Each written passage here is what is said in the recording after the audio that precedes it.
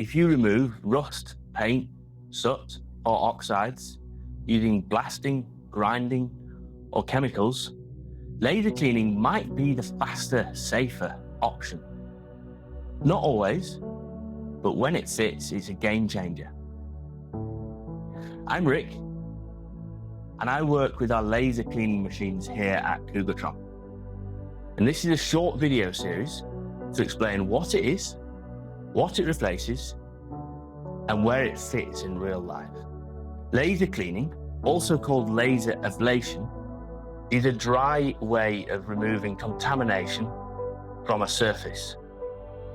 It's not washing or blasting, it's basically removing the unwanted layer off the base layer. Think of things like rust, paint, soot after fire damage, oxides, and old coatings. So the simplest way to picture it is the laser couples into the unwanted layer and it breaks it up faster than the base layer. It turns that unwanted layer into very fine dust or tiny flakes.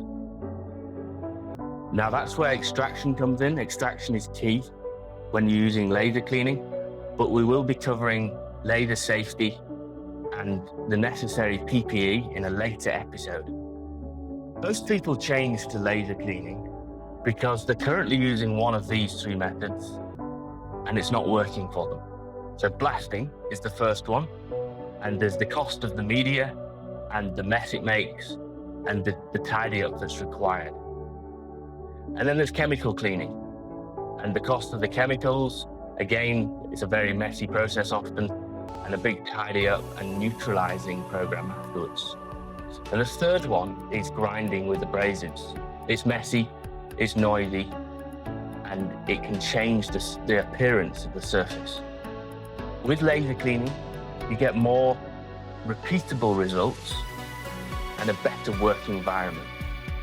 Now, laser cleaning isn't magic.